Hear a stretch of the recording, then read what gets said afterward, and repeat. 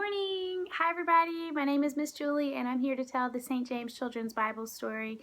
For the third Sunday in September, we are talking about friendship and the qualities of what makes a good friend and how you can be a good friend and how you can pick a good friend and how important friendship is. And there's lots of stories in the Bible about friendship, right? That's where we learn about friendship, because true friendship is based in love, and God is love. And see how it all is about the Bible. Love everybody, y'all. That could be the story today. Love everybody. The end. Bye. Have a good week. Not quite. So today we're going to be talking about two best friends, and these two best friends are found in 1st and 2nd Kings, and their names are Elijah and Elisha. It's a little confusing. So we're going to talk a little bit about Elijah. Now, Elijah in the Old Testament was a prophet, and so he would go around and tell people about Jesus. Hey, you should know about Jesus. Hey, you should know about Jesus. And he enjoyed his work, and he loved God, and he was very powerful, and he once brought a boy back to life through the power of God. He once wanted to prove God's power and asked for a drought, and a drought is where it doesn't rain. And so when he asked that at one point, it didn't rain for 3 years. Whoa. And then when he figured the people had learned their lesson, God sent the rain. So Elijah is his name, was very powerful. He was a really good prophet, and he traveled all around and he told people about Jesus, but that was sometimes a lonely job. And so one time Elijah was really sad, and he called out to God, and he was like, I'm really sad and I'm really lonely. And he said, I do the work and I tell people about God and I tell people to love each other, but sometimes people are still mean, and sometimes people aren't nice to me, and life is hard for a prophet. And so then he had a nap, right? He talked to God, and then he had a nap, because the best things happen after naps. And then God spoke to him and said, you're going to have a helper, and told him where to go. So he goes and he finds Elisha, and Elisha was plowing the field. Oxen not to scale. He was plowing the field, right? Go pig, go. And plowing the field means like when you churn up the dirt and mix up all the dirt so you can plant seeds in it, okay? And so Elijah, oxen, cow, pig. Elijah took his coat, right? He was wearing this coat, and he put the coat around Elisha's shoulders. And what that meant was like, you've been chosen, right? Like God has chosen you. And so Elijah was like, hey, you're going to come be a prophet with me. And Elisha was like, okay, cool. First I want to say bye to my mom and dad. And he's like, okay. So then he goes to his mom and dad, and he's like, bye, mom and dad. I'm going to be a prophet. I'm going to tell people about God. And they're like, okay, we love you, son. Love you, honey. And we're going to miss you, and we're very proud of you, right? Said bye to his parents. And then he did something very interesting. The cart that he was using to dig up the ground so he could plant the seeds, he set it on fire, bonfire, and then cooked the oxen, bacon for everybody, and then invited all of the townspeople so they could be a part of this special day when he'd been called by God and by Elijah. So then Elijah and Elisha are traveling around telling people about God, and they got to be best friends, and they traveled everywhere together. And Elijah realized that Elisha was going to be the new prophet, but he had to go to this dangerous town. And so he told him, he was like, Elisha, you need to stay here. And Elisha said, Bible time. Let's see, 2 Kings 2:2 is where we are. Elijah said to Elisha, stay here. The Lord has sent me to Bethel. Oh, Bethel, love Bethel. But Elisha said, I won't leave you, and that's just as sure as the Lord and you are alive. And so he went to Bethel with him. And that happened again. They went to the next town, and Elijah said to Elisha to wait, to stay, because it's kind of dangerous, and he was going to go by himself. And Elisha was like, I'm going with you, because 2 is better than 1. Didn't we talk about that a couple times? They were doing God's work together. And when you have a true friend, and you have a true companion, they're going to be able to help you through times that are really tough. And he was like, I'm not leaving your side. And so they went to the next town. Oh, and something cool on the way happened. So Elijah takes his coat, rolls it up. When they go to the next town, they came to this big river, right? It's called the Jordan River. Elijah takes his coat and hits the ground with it, and the river parts. And they walk across on dry land. It's a fancy coat. What is that, a North Face? Patagonia? Something.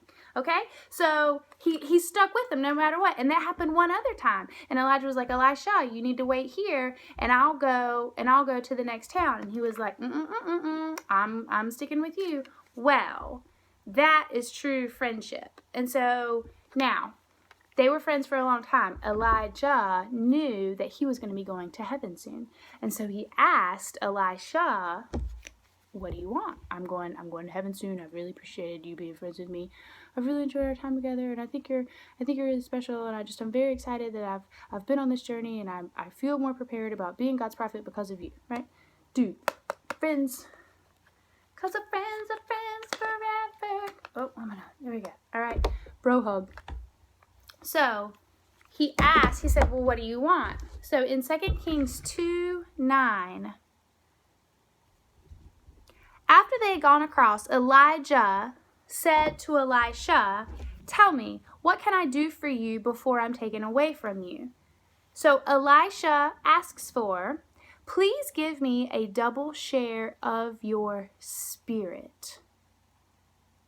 What? He could have asked for ice cream. He could have asked for Krispy Kreme donuts. He could have asked for a new car. He could have asked for bacon, friends, a new friend. He asked for his spirit because he knew Elijah was such a strong spirit for God and loved telling people about God and was so brave and so incredible, right? Okay, so you guys, I'm not kidding. This next thing, so he said something really amazing happened when Elijah was going to go to heaven. Do you know what happened? Do you think he just died? That's what happens to most people, right?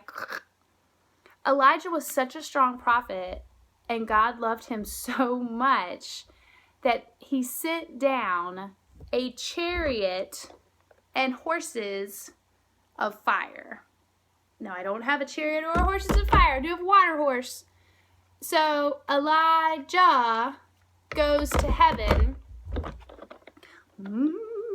in a horse's chariot. Did he just, wow. Okay. So he calls out to him as he's going away. You were like a father to me. Wow, he was probably a little sad because when you lose your best friend, right? But he got pulled away by a fire horse chariot. That's impressive. So he says that you're like a father to me. And then he notices Elijah's coat was left. And he was like, So he picked up Elijah's coat and he traveled with it. And when he got to the Jordan River, what do you think Elisha tried to do? Same thing. Rolled up that coat, hit the ground. Whoosh, I meant with the coat. And the waters parted. They parted for Elisha just like they did for Elijah because God was with him and God was protecting him, right? And it's pretty special. And then he got to be the prophet just like Elijah had trained him to do. Wow. Wow, you guys. That is encouragement. That is true friendship.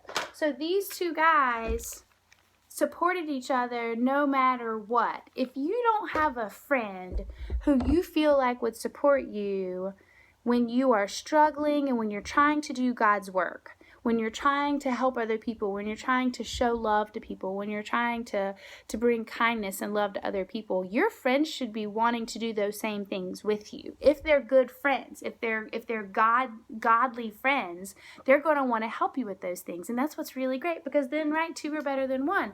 But if you have a friend who you're trying to do for others, you're trying to show love, you're trying to show grace, you're trying to show forgiveness, and the friend is like, you shouldn't be talking to him, you shouldn't be looking at her, she doesn't really need your help. We don't play with her. We don't talk to her. This is not a godly friend. Sometimes we have to take a good look at our friends and be like, are you a godly friend? Are you someone who would help me and support me and give me your coat and lead me and push me to do God's work? And hopefully the answer is yes when you're choosing your good friends. And you won't have a lot of those. That's what, like, if you ask your parents, ask your parents, ask your grandparents, your parents or grandparents probably have like 2 or 3 like super, super good Elijahs in their life. Like, they probably have just a couple people that are like very, very special to them. And they are in it thick and thin, no matter what, friends to the end, ride or die, right? Like, you won't have many of those, and that's what makes them so special. So make sure you're choosing your friends. Look for the Elijahs in your life. And thank you, and read 1st and 2nd Kings, and thank you to God for sending us friends and sending us people who want to encourage us and help us and lift us up. Okay, let's say a prayer. Dear God, thank you so much for the story of Elijah and Elisha. Thank you for showing us what true friendship means. And thank you for giving us the peace and the grace that comes along with really, really great friendships. And all God's children said, amen. Thanks, everybody. I hope you have a good week. I hope that you're being a good friend. And I hope that you're choosing your friends wisely. And I hope you have a great, great Sunday. Bye.